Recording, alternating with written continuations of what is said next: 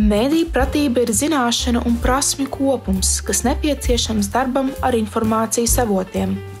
Informācijas atrašanai un analīzei, tās sniedzēju funkciju izpratnei un satura kritiskam izvērtējumam, objektīvas informācijas atšķiršanai no tendenciozes, dažādos avotos pieejamo ziņu salīdzinājumam, lai veidotu savu pamatotu viedokli.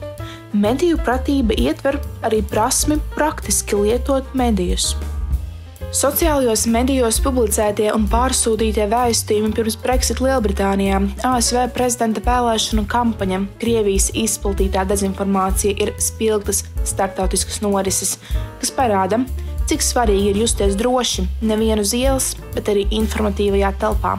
2017. gada vasarā Kultūras ministrijas veiktais pētījums rāda, ka puse Latvijas iedzīvotāju medijus uzskata par pasaules spoguli.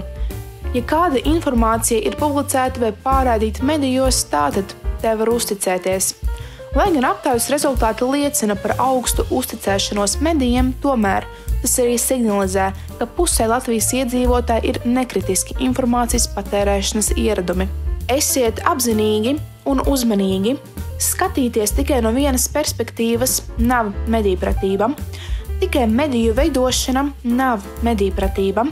Mediju pratībai nav politiska mērķa, tas ir navigācijas rīks.